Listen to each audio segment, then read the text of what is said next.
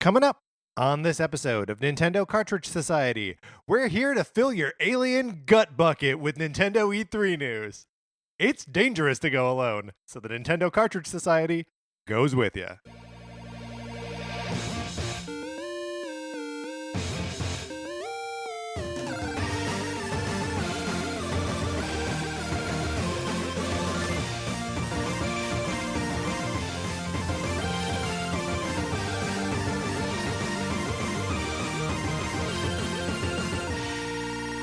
Welcome to Nintendo Cartridge Society. My name is Patrick Ellers. I am joined, as always, by my co-host, Mark Mitchell. Mark, it's E3. How you doing? I can't believe it. Yeah, we're here. It was worth staying alive to this day. Well, I don't know about that. It's an exciting day. I would say that E3 has become one of my favorite holidays. Yeah. And the Nintendo Day of E3 is the most exciting for me. Absolutely. I love watching a good Direct, which is what we just did. And we're going to talk about it in a second. But first, let's talk about something we don't love as much. Right. Sonic Forces. Here's something we do love about it. You can get it out of Patrick's house. You can look, it is in my house right now. This game is here. You can get it out of here. All you got to do is email me and say that you want to borrow it. Just email us at nintendocartridgesociety@gmail.com. Give me your address, and I send it to you, and you play it for as long as you want. Mark, I feel like we got to just get to it. Let's talk about the Direct. Let's do it.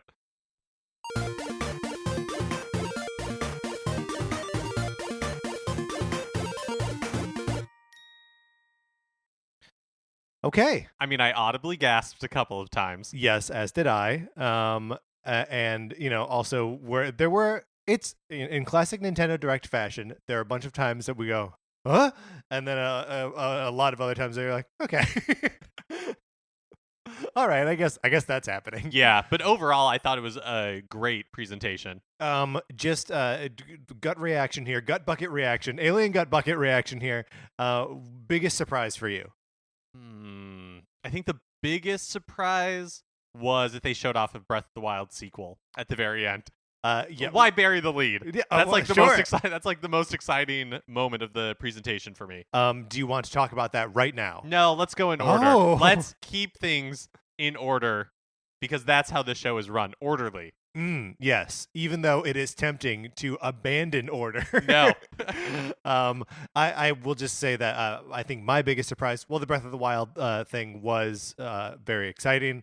I feel like that's something that we've been like thinking about or talking about for a while, that like they have to make a sequel in that engine. But for me, the Mana collection, that seemed like something that I had a long time ago been like, that's actually not going to happen. I had completely forgotten that was announced. Not because it wasn't exciting, just because there was so much other news. There's a ton of other news. So let's start at the top, at the beginning, rather, a very good place to start. First thing up is rumors are true. Super Smash Brothers is getting the hero from the Dragon Quest series. And at first he was represented kind of exclusively by the hero from Dragon Quest 11. But then like halfway through that little like trailer, they showed off that like, oh no, you can play as heroes from other Dragon Quest games. Mark, what's this do for you? So this was one of the this is one of the big rumors for DLC, and the other one also got confirmed towards like the end with Banjo-Kazooie. But I'm a sucker for Dragon Quest. This is super exciting to me. I love the idea that there's going to be Dragon Quest music in Smash. Yes. That was kind of like the big like missing link in the Smash lineup, and getting like a Dragon Quest stage. Yeah, I'm very excited for this. So, and we know this is coming very soon because it's coming this summer. Summer 2019, which I said when it appeared on the screen, that's now. We are in summer. It's 90 degrees outside in Los Angeles. It is summer. I mean, technically, don't you dare. Technically, we're still in spring. Yeah. So no hard date on this, but I would hope sooner rather than later. It looks. I mean, the character looks like done and great. Like I'm. Well, I mean, they're not. He looks done. He looks done. They're not going to show off. It's just like a wireframe. Yeah. You just got to trust us, folks. After the new Smash Fighter reveal, they also showed off the trailer for Dragon Quest XI-S Echoes of an Elusive Age Definitive Edition. That's a mouthful. Yes. That is coming on September 27th. I don't know. I think this is the first time we got a definitive date. I believe that you are correct. We saw like a lot of the same stuff at the Square Enix conference yesterday. So I mean, it's still exciting, and it's great to have the date of September 27th. They reemphasize the two different graphic modes that you can see, the like classic sort of 16-bit gameplay, right up next to the like new pretty version. I'm excited that this game is going to have like actual symphonic, like orchestral tracks to it, because playing through Dragon Quest XI now, and when I say playing through, I mean playing through like maybe an hour at a time. Some of that music is tough to listen to in like the MIDI form that it currently is. So yeah, this is great. I'm excited for this. Yeah, it really does feel like the definitive edition. September is crazy. There are so many games September this year. September. It's crazy. Nintendo, what are you doing? It doesn't make any sense. It really doesn't. When like I know they have Luigi's Mansion later on in the year, and obviously Pokemon is in November, but what have we been doing the first 6 months of the year? I mean, that's just how this stuff always goes. I know. Although next year we know that March is going to be big. Yes. Bigger than like Kirby or Yoshi was this year. But we'll get there. We are getting there. That next Doug Bowser comes out. But first Bowser comes out. He's wearing a tie. Well, because he's ready to be president.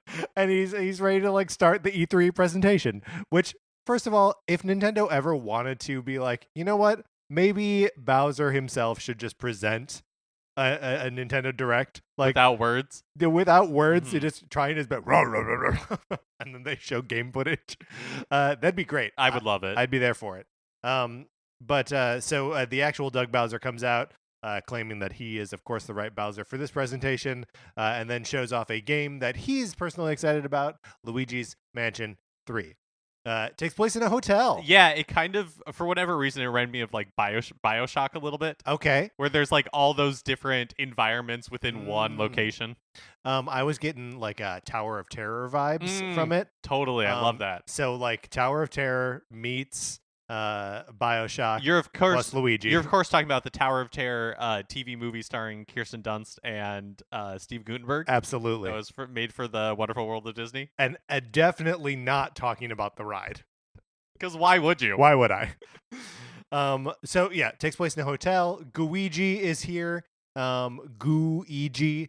It seems like you can take control of him in single player, but he's also available for co-op. Yeah. It seems like there are some puzzles that require Gooigi, who first appeared in the Luigi's Mansion remake, right? That's correct. Long ago. We should have seen Gooigi coming. And he was for co-op purposes at that time. I don't know if Gooigi had separate like properties in that game, but he definitely seems like a different he is different in this game. Well, you can't get him wet. You can't get him wet. He's like a gremlin. Also, he can walk through spikes. Again, just like a gremlin. They also showed off the skyscraper. Scarescraper. Of course. What was I thinking? You were thinking of the word skyscraper.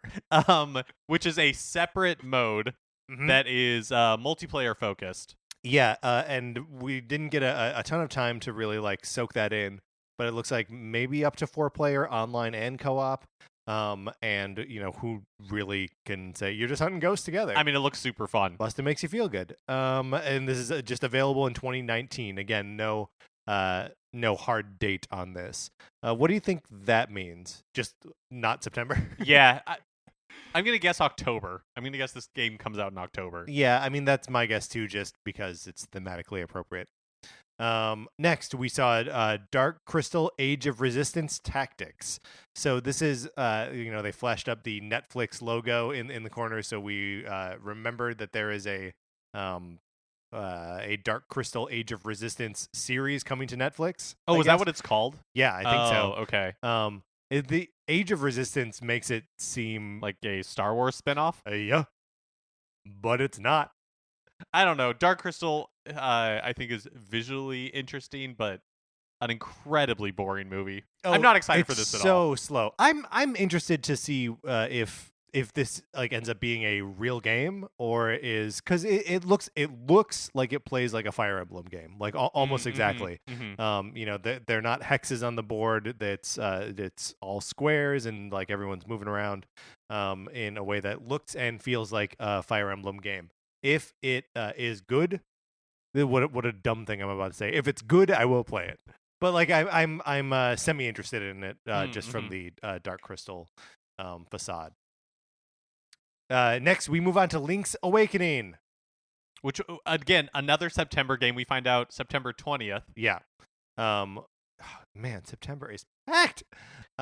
So it looked like more of what we'd seen before, right? Basically? Yeah, kind of like the one new thing that they showed off was seemingly you can build your own dungeons based off of like rooms that you've encountered in the past or something. Chambers. You collect chambers. And then you can assemble the chambers into a dungeon that you can then explore and then get rewards for exploring them. I would like more information about what this is. Yeah, because what it seems like it's missing is like an ability to share the dungeon that you make. Yeah, or like challenge your friends to a dungeon. Right, because I don't know how fun it is to like create a dungeon and then just run through it yourself when you know where everything is. Yeah, yes. But I don't know. I mean, obviously this game looks really cute. Like the animations, like the character animation, I was surprised how expressive everything was. Yeah. Because I didn't really get that from the first trailer. The music, I think, is going to be amazing. I'm just really so excited to hear the music in this. Yeah, and you know we got like a little peek at that, but just like hearing those like Game Boy songs, you know, fully orchestrated and like really sounding like real music is super cool. Yeah.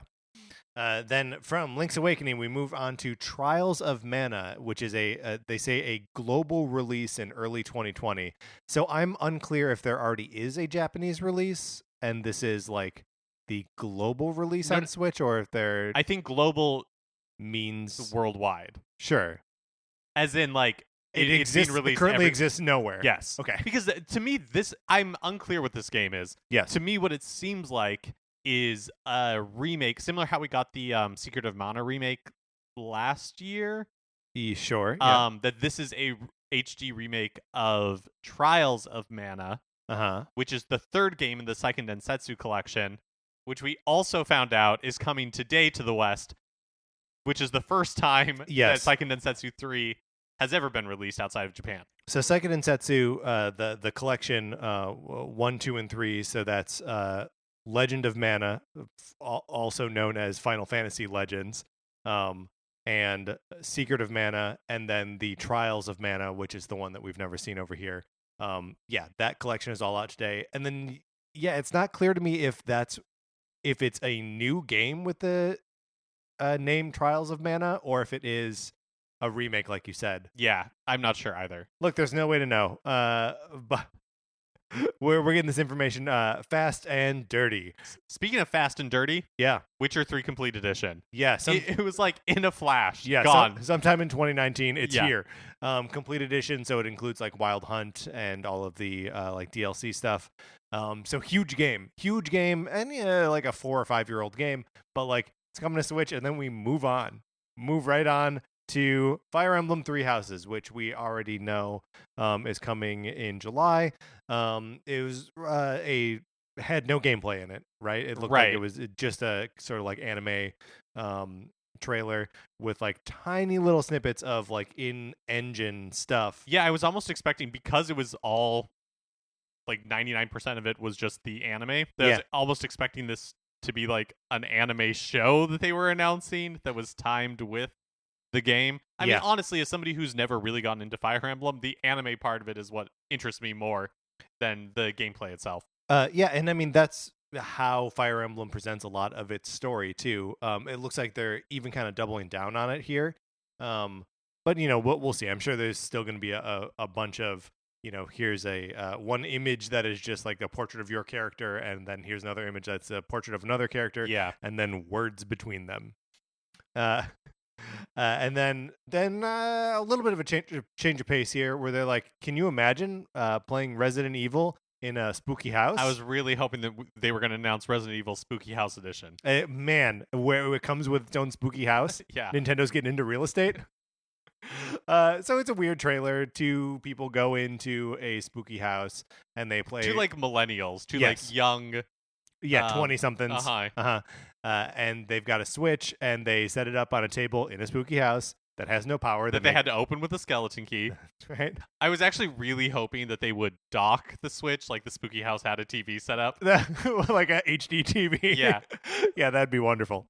But instead, they just played Resident Evil Remake for a while and were scared. Which, legit, the game is scary. And then they announced Resident Evil 5 and Resident Evil 6, both like the complete editions of those games, are coming fall 2019. That's this year, and that's super cool. Yeah, I let out like an involuntary yes. Yeah, you did. Mark's very excited to play. I mean, I've never played Resident Evil 6. And so I really enjoyed my time with Resident Evil 5. I'm hoping that both of the games have like online multiplayer, but you and I should play through Resident Evil 5 together. I think that'd be super fun. Yeah, that would be so much fun. Hopefully you can play it online, but if not, we can just get our Switches together in the same room. Has that happened yet? No, I don't think it has. But I think the game Resident Evil 5 has local co-op, or at least it did originally. So I'm assuming that this release. Oh, so we still don't have to get them in the same. No, mercifully. Mark, what is going on? Why don't we get these things together? But this is also the perfect opportunity for us. I'm ignoring your question. Thank you. And this is the perfect opportunity for us to also play Resident Evil 6. Because have you ever played it? No, not a second with it. Which like it's got 3 different campaigns in it, right? And like at least one of them is more survival horror-y focused. I thought it was one. And this is speaking from complete ignorance. I thought it was one campaign that like. It jumps between 3 different characters. That might be true too. Then we move on to No More Heroes 3. Turns out that however Travis Strikes Again sold was good enough to make No More Heroes 3. I think it was too late to stop the train. Yeah, you think because Travis Strikes Again, I think, sold horribly. I think that's probably right. The trailer started out Travis or someone was playing Ape Out, that game where you're the monkey throwing people into walls in a lab. That was on TV, which is kind of cool. I like that. If nothing else, No More Heroes has a reverence for like indie games and like current indie games. It's not just like looking back at some infinite past of like just Braid, Right. But yeah, so this game's coming out in 2020. It looks like a sort of classic No More Heroes game where you're slicing stuff up with what is kind of a lightsaber and then doing wrestling moves. So. That's if you like Travis Touchdown, he's coming back. And if you don't like Travis Touchdown, he's coming back. Yeah, this was kind of where the Direct sagged a little bit for me. Yeah. I mean, one thing I loved about the Direct was how quickly it just like blazed through everything. It was just like trailer after trailer after trailer. But then we got Contra Rogue Corps, which is where the term alien gut bucket. Yes. Please put that on my tombstone. It's already there, Mark. I have a carved tombstone in my bedroom waiting for you to die. And then I'm just going to go to wherever your corpse is and just place the headstone there. Alien Gut Bucket. So this is a Contra game. Right.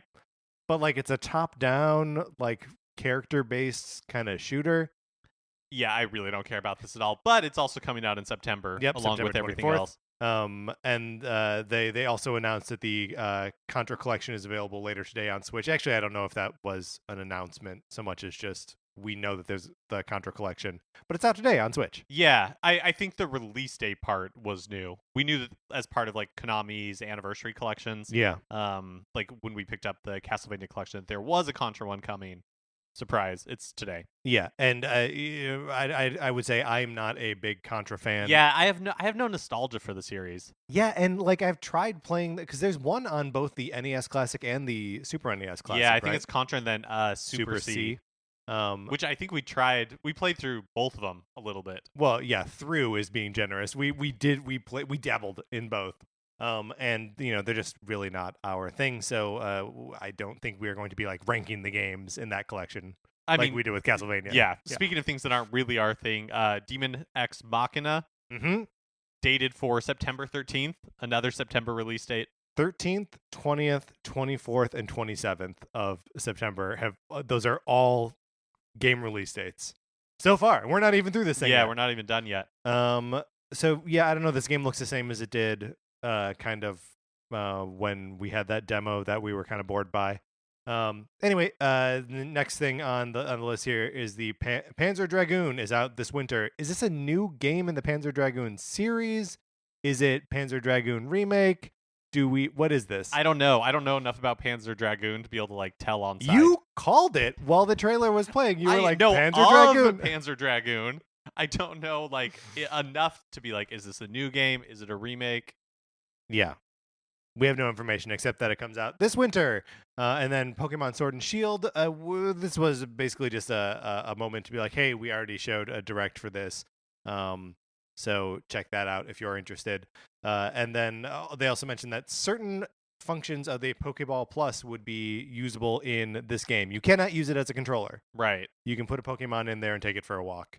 And the more time you spend with the Pokemon in the Pokeball Plus, the better. It likes you more. I mean, I think you also like help. It like grows. Does it level up? Can, like get stats. Yeah. Okay.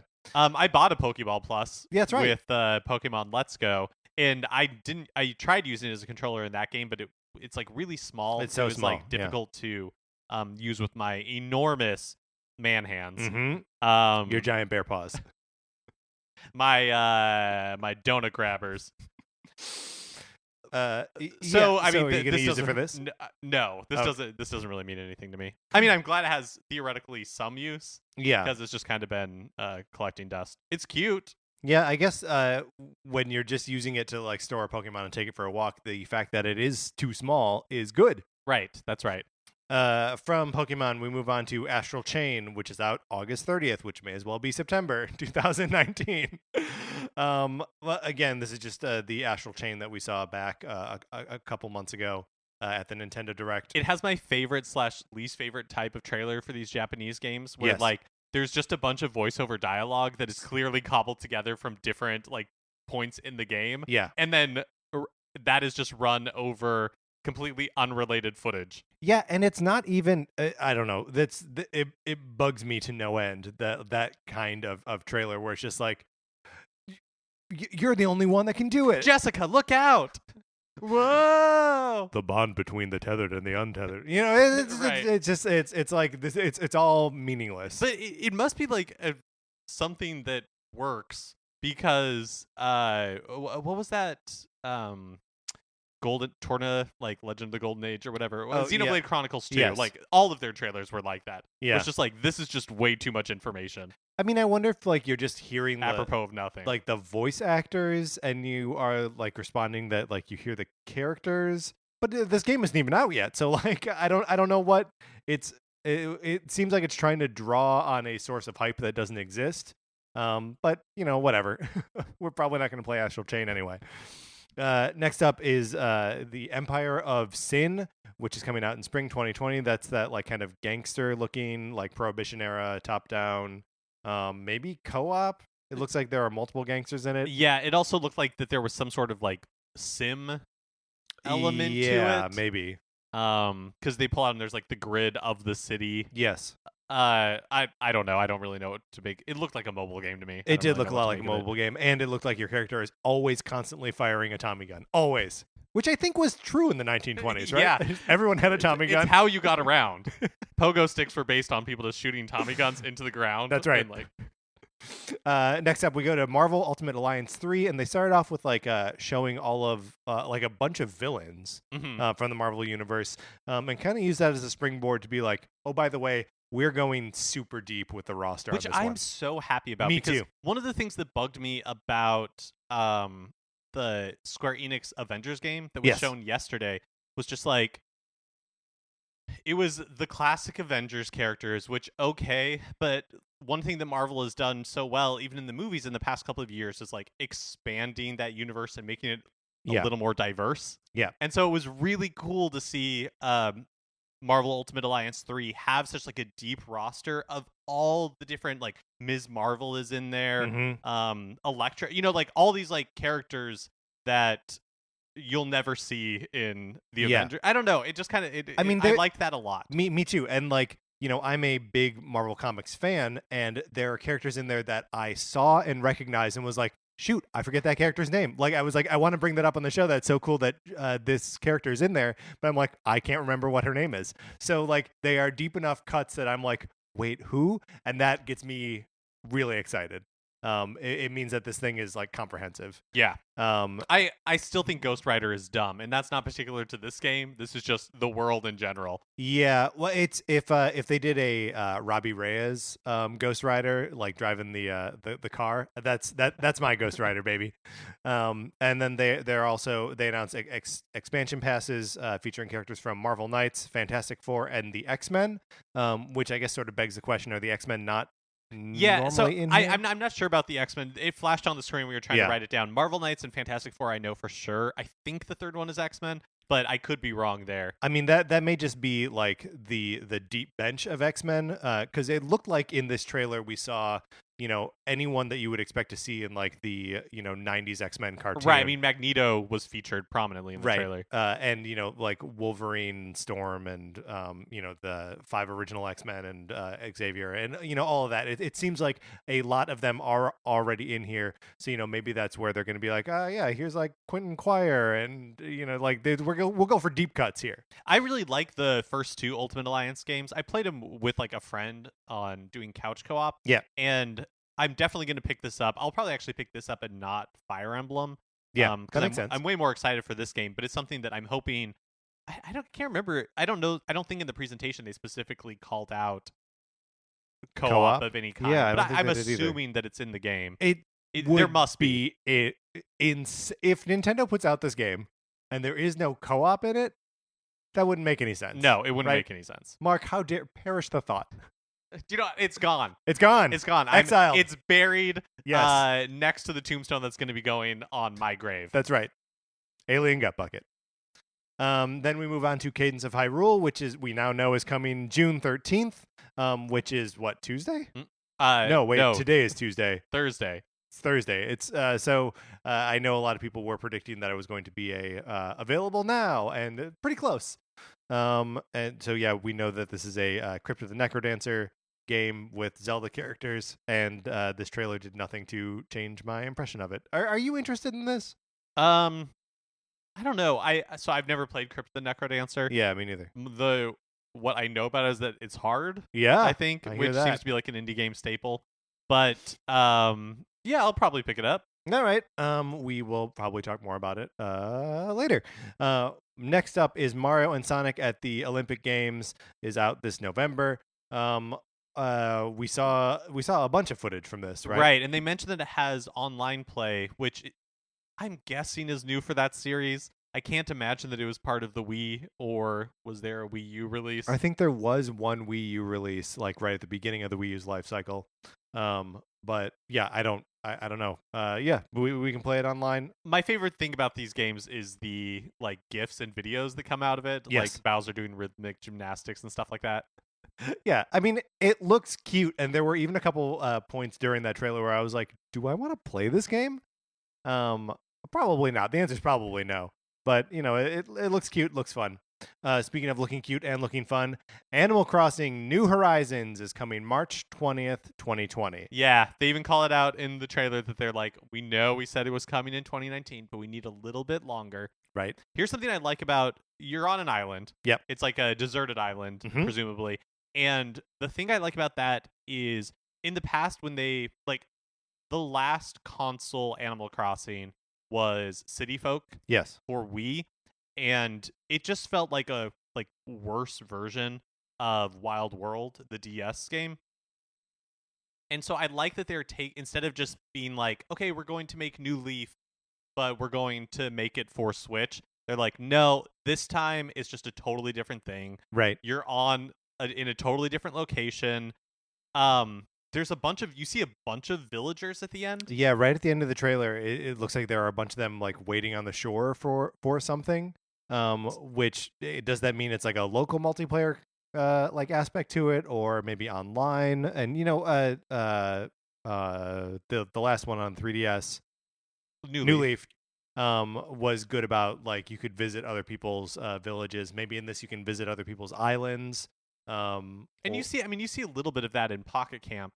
Yeah, where it's not simultaneous multiplayer, but like people yeah, or I guess even strangers show up in each of the different locations and you can become friends with them that way. So I wonder if it's like an expansion on that idea. I don't know. I think this is going to be amazing. Yeah. I'm willing to wait until March to get it. Totally. And, they showed off what looks like cute, normal Animal Crossing gameplay of like you make your little like garden outside of your tent. And I mean, that's sort of interesting, right? That like you start in a tent and not in a house.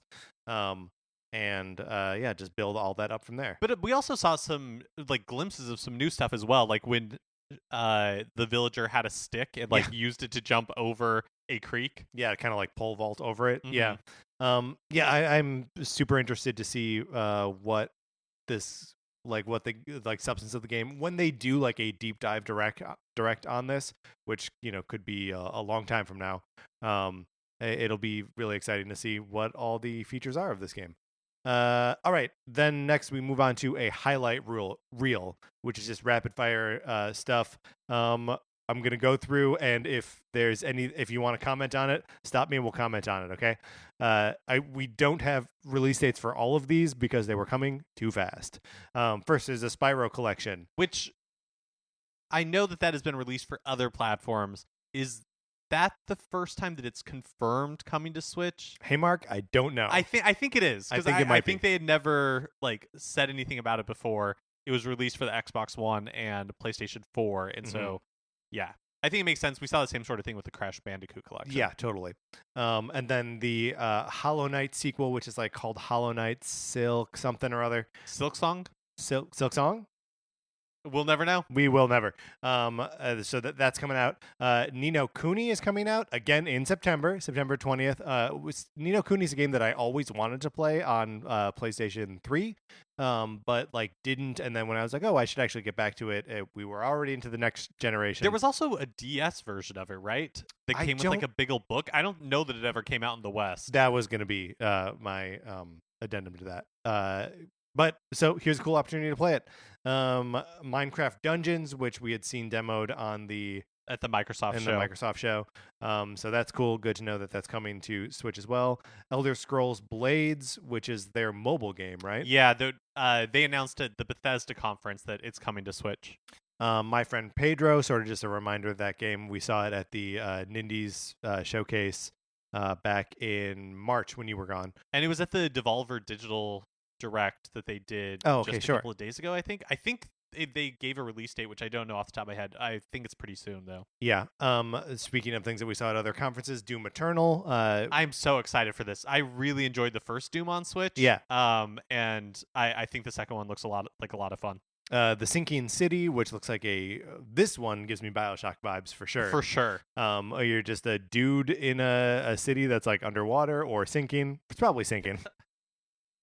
Wolfenstein Youngblood, Alien Isolation. Another one that you're like, I'm glad this is coming to Switch. Yeah, I mean, this is another one of those examples of just oh yeah, people are just getting on board, right? They're like, oh yeah, put all of our cool stuff on Switch. People will play it there. Did you play Alien Isolation? No, but I like the Alien franchise. Yeah, me too. And would love an opportunity to. I know the game is overly long, or the latter half of the game goes on too long, but I can stop playing a game. And it has a generally good reputation. Yeah, totally. Which is atypical for Alien games. Then Final Fantasy Crystal Chronicles, the HD remake, which we know is coming. They showed that off a little bit. Dragon Quest Builders 2, which is coming July 12th. Stranger Things 3, Just Dance 2020, which we also know is coming to the Wii. The Wii, Mark! There's the Settlers of Catan game, which I guess is just Catan. Super Lucky's Tale, which I thought was a Microsoft exclusive for a little bit. But yeah, it could be. Dauntless and Super Mario Maker 2. Which launches at the end of June. Right. So a ton of games that they're showing off. Yeah. Some are surprises, some we knew were coming. There's a lot of the beginning of the year was really slow. Yeah. For Nintendo. But it seems like June onward is going to be packed. we don't have games really that are dated for August that I'm super interested in, but I assume that some of these, like indies or just like third-party releases that were in the highlight reel, will be like rolling out in the fall, and the end of summer. I don't know. I think I'm gonna be spending a ton of money on games and not have any time to like play all of them. Well, you can get those the Nintendo Pass thing where you get 2 games for $100, right? Yeah, that's a good point. I'm probably going to be taking advantage of that a lot. And then before we leave, we get another trailer for more DLC for Super Smash Bros. Ultimate. It starts exactly like the King K. Rool reveal trailer, except King K. Rool is also asleep in the Donkey Kong treehouse. And we hear something outside. The characters check the window, and they see the outline of what is obviously Banjo-Kazooie, and then nope, it's the Duck Hunt Dog. Duck Hunt Dog laughs at you, and then psych, it is Banjo-Kazooie. Great reveal trailer. Absolutely. Just exactly what I wanted to see, and I could tell what it was going to be the second it started, but I wanted to see it anyway. Banjo-Kazooie is coming to Smash. Fall of 2019. And they showed off, all of his moveset like they do for all the characters, and a Banjo-Kazooie stage, which is like the top of, that mountain that Gruntilla's castle is on. Looks super cool. I'm really excited for Banjo to be in this game. That's going to be really fun. Also, we now have 3 of the 5 DLC characters announced, right? That's Pretty much through like the rest of the year. We know presumably what the DLC characters are going to be. Yeah. Well, and I was going to make a comment that like, and maybe you did too, that these are both characters that have been rumored for a while. But I'm also a little bit hard pressed to think of like what characters haven't been rumored at right. this point. I mean, that's fair.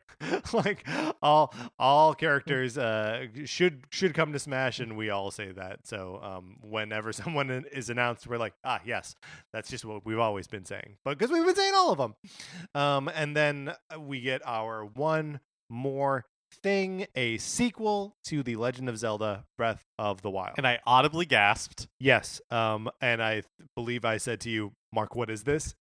Because look, there's nothing more exciting than like more of the greatest game ever made. Yeah, and they stress that like it's not DLC. That's right. It's an entirely new game. So it looks like obviously there's some sort of corruption taking over.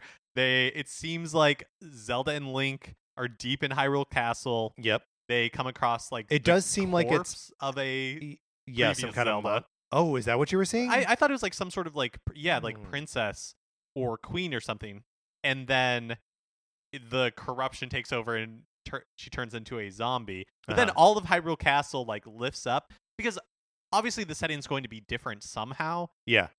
And so I wonder if they're going to take us to another planet, right, into space. No, I just don't expect that like Hyrule will be the same map. Yeah, totally. So they're going to have to do something to like transform the landscape. Yeah, either transform the landscape or take us to a different landscape or like who knows what. But yeah, like it looks like it is definitely taking place in the time like immediately after the events of Breath of the Wild, or if not immediately, but shortly thereafter.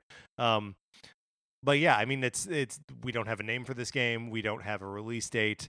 We don't even have a release window. No idea. It just like the thing ends with just like black or white text on a black screen saying a sequel to Breath of the Wild is in development. I love that they call it a sequel to Breath of the Wild. That's very cool.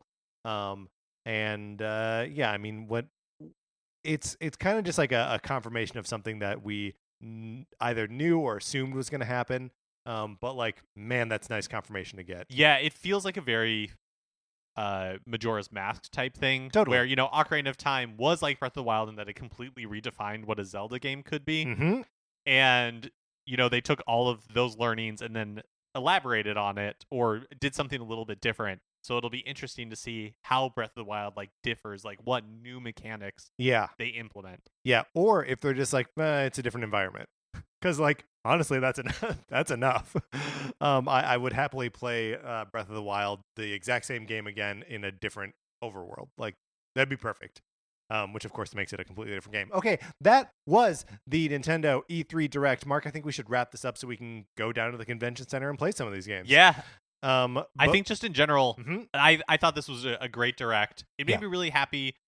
I think Nintendo delivered the goods and delivered on like what Nintendo does well, which is just like, here are a bunch of fun games. Yeah, some that you knew were coming and that you know you want, some that you didn't know, some that are Nintendo games, others that are indie games. Like, I mean, even if we're a little like, about like the Contra game or like that Dark Crystal game, it's still cool that kind of stuff is in here. Yeah, it's fine that there are games in here it's great that there are games in here that aren't for me, that like I don't want to play. I think there are no pretensions in like Nintendo's directs or like their presentations or their games or like themselves as a company, it feels like, and I really appreciate that. Yeah, we were Mark and I watched the Microsoft conference together, which first of all was like twice as long as this thing, maybe even more, right? Because this came in at about 45 minutes. Yeah, and the Microsoft one was over an hour and a half long. And like, you know, Microsoft comes in with this like, you know, games are important, and you know, we're doing all of this to like bring more important games to gaming is for everyone, we believe, but really just about people who, you know, want to shoot stuff. And it's great to see someone like Nintendo come in with a completely different attitude. Yeah, it's just kind of like I left the Microsoft conference feeling just a little bit disheartened about like what it means to like. We were talking about this, that it's like, I don't want to be labeled as a gamer. Right. Because I think when you are like a quote unquote gamer, you know, it just has this like, it has like a connotation or like a set of tastes that are assumed with it. And I just don't, so much of that I don't share. Like, you know, not to be like a dead horse on this, but like the overabundance of gun violence in games continues to distress me. And so when I see the Microsoft conference and I see like the new Ghost Recon thing where John Barenthal is like leading a team of dudes with guns to like shoot the nerds who make the tech, I'm like, and it just I don't care. I don't like bums this. Me out a little bit when like people lose their minds over like Cyberpunk, which will probably be a really accomplished, beautifully made game, but it's just like more hyper violence. Yeah, exactly. And you know, I'm sure there are games in here that had violence. Absolutely. We made jokes about shooting Tommy guns and whatever, but like this thing is anchored in, you know, a dancing Zelda, Mario and Sonic at the Olympics, and Animal Crossing, and, you know, the X-Men. Like, I don't know. There just seems like there's so much more like variety and so much more I don't know. It's just like fun. It's just like joy. It's just fun. There's no pretension, and I think that's what we appreciate about Nintendo so much, and they really deliver that in their direct today. So I think it's going to be a great E3. All right. I would love to hear everyone else's thoughts about this too. So if you have thoughts or reactions, you should email us at NintendoCartridgeSociety@gmail.com. Mark, let's close this out. That's going to do it for this episode of Nintendo Cartridge Society. Like I said, we're going to be going on to the show floor. So Thursday's episode is going to be just our sort of hands-on impressions with a bunch of games. I'm playing Pokemon and Luigi's Mansion today. We're both playing Killer Queen Black tomorrow. It'll be a good show. We'll have some good impressions of stuff. Remember, please rate, review, and subscribe on Apple Podcasts. If you like the episode, you can share it on Twitter or Facebook or wherever you share stuff. On Twitter, I'm at Patrick_Ellers. Mark is at MKE Mitchell, and the show is at Nin Cart Society. We also have a Facebook page, which is just Nintendo Cartridge Society. Olivia Duncan made our logo. Our theme music is provided by 8-Bit Betty. For more of his music, you can go to 8bitbetty.com, or you can listen right now. For my co-host, Mark Mitchell, this is Patrick Ellers saying thank you for listening.